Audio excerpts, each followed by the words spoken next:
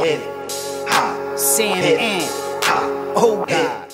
Back on track, and they got us back out to California, and we started on East 1999, and y'all know what we came with, because even the first Crossroads was dedicated to our friend Wally, Boo, couple people that we lost from the hood, you know. And then when Easy E passed, we had to do the remix.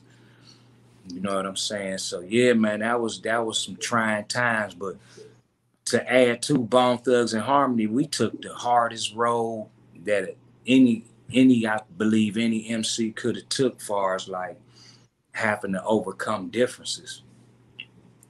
No doubt, definitely. Now you made a statement also. You said that, I don't know if it was this time, but you were saying that you guys were more famous than you had money. Was that the case at this time? That's been the case our whole career, really. We had to fight for our money the whole time. You know what I mean? Like when Thuggish Ruggish Bone came out, we was still riding the bus in Cleveland. Like I remember the first time I heard a car go past playing our music, a fly ass Cutlass go past playing our music. We hyped on the bus. Like, nigga, that's our shit. The people on the bus like, that ain't y'all music. So we had already been famous. Like on the box, we was on the box every day. Like we ran the box. Remember the box where you had 900 something pick your video? Yeah, so we was way more famous than we had money. And to this day, I believe we are, because shit, we done generated over $1 billion for certain companies, you know what I mean? But we ain't get a chance to see it like that, but it's coming. It's funny you say that. I want to talk about that now in the music industry as a whole, because when you say the box, it makes me laugh. It makes me and my cuz laugh, because we remember the two songs that we used to fucking go in on the box was Triumph by Wu-Tang and Crossroads by Bone Thugs.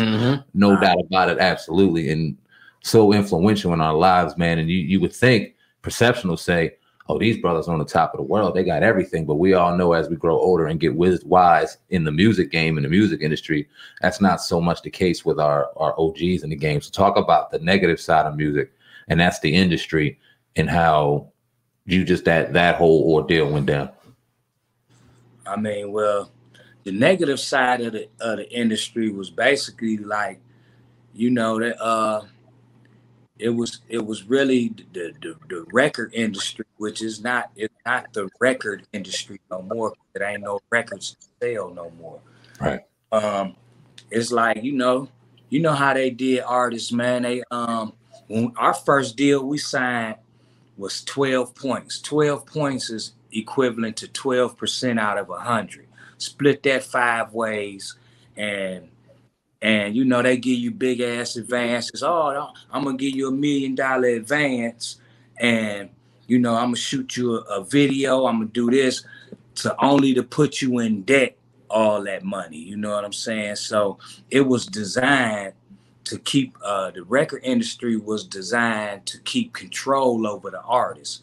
You know what I'm saying? So that's how it was. Like now it's a lot different. Like I believe the new generation got it a lot better, because you don't need a record company. You don't need a label per se no more if you know how to market and promote. If you take your time to learn the strategies of this new music game, you know, it's a lot better. You know what I mean? Like you can own 100% of your music.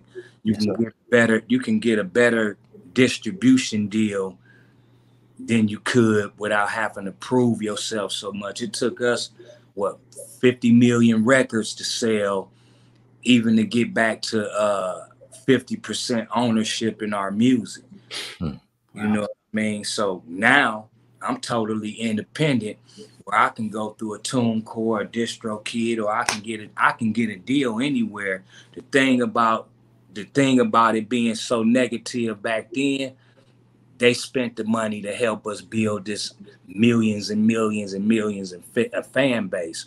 Now we can get back. So if you can build you a fan base with the internet and how we do interviews, what we doing right now, it's the kids got it a lot better these days. But you know, they used to black artists, man, they raped us back in the days. You know, that's how they controlled us. You know, they gave you this, they gave you things and didn't tell you the whole. They didn't teach you the game.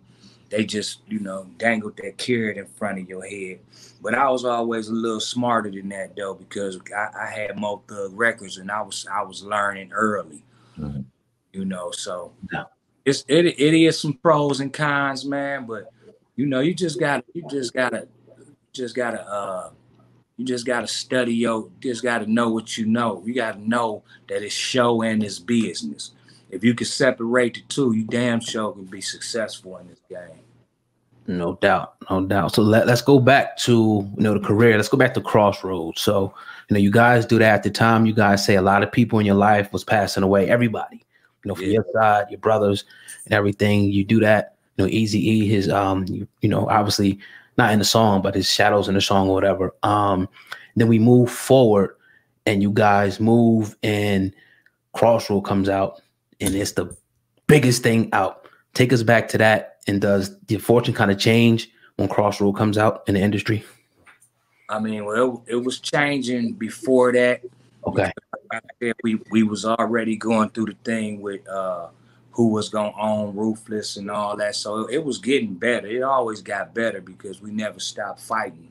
But yeah, by the time Crossroads came out, it was like we went from being known to, after we tied the Beatles record and then won a Grammy, it was like that opened up a door to where, you know, everything damn near free when you famous like that. You feel me? Like people give you shit. So it really wasn't about the money all the time.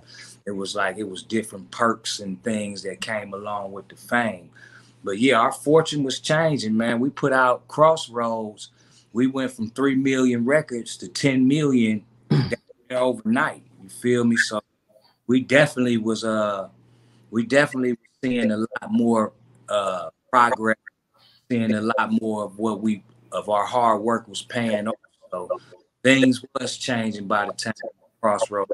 That Grammy opened up a different door. Absolutely. Now, you guys also had the height of your run during a real crazy time in hip hop with the East Coast, West Coast beef. Now, you guys from Cleveland, not being from either coast, but kind of sitting neutral because you had allies both in the West Coast and the East Coast, did records with both West Coast and East Coast rappers. How did y'all feel during that whole situation? And how did y'all feel when everything played out the way it did? I mean, man, it was crazy from the rip, because when we first got with Eazy-E, he was going at it with the Dog Pound and Snoop and Dr. Dre and all that, and we was ready to ride for E. You know what I mean? But BG Knockout and Drayster and all them, he had his West Coast that was handling. His advice to us was out of it. You know what I mean? Like, don't get in that beef. He saw something different. And us from the Midwest, we had East Coast ties. You know, we grew up to East Coast music and West Coast music. Mm-hmm. We basically, for the most part, we stayed out East Coast, West Coast beef. You know what I mean? But I mean, we never would have thought it would have ended in death. Like, you know what I mean? It was crazy. Even going to award shows, you know what I mean? We had brass knuckles and pistols in our pocket. Man. Like the first Source Awards was like the craziest thing to go to, man. Like it was like, man, do we really want to go to the awards? But you got to go represent your brand, represent what we claim. So at that time, man, that's so crazy. Hip hop was on some real serious. It was a serious vibe. Like now I see people can beef and then it really ain't too much. But back then it was like niggas will blow your head off for real. It was crazy.